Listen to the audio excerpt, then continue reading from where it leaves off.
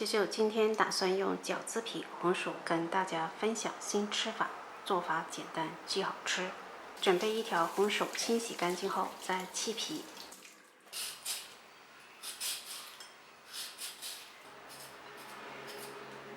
将它切成片，尽量切薄点，这样蒸的时候更快熟一些。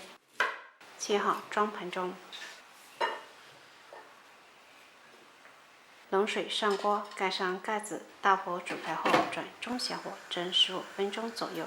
整至像这样能够用叉子轻松炸碎就可以了。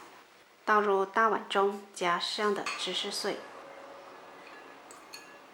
，1汤匙白糖，用叉子将红薯压碎，并将芝士拌匀后放一旁备用。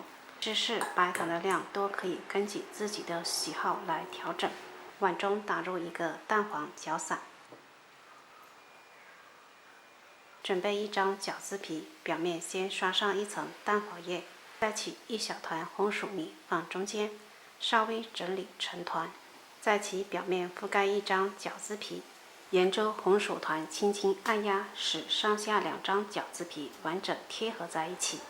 用叉子在边缘压出花形，再切等份。每一等份都捏合在一起，继续在其表面刷上蛋黄液，并撒点芝麻点缀一下。一个完美的饺子皮太阳饼生坯就做好了。锅中少来点油，油温6、7成肉，下入生坯，小火慢煎。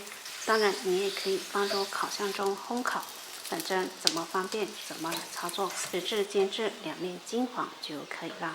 咱们的饺子皮太阳饼就做好了，这样做出来的饼简单好吃，外脆里软，而且还拉丝，红薯芝士简直就是绝配。喜欢的朋友不妨在家试一下。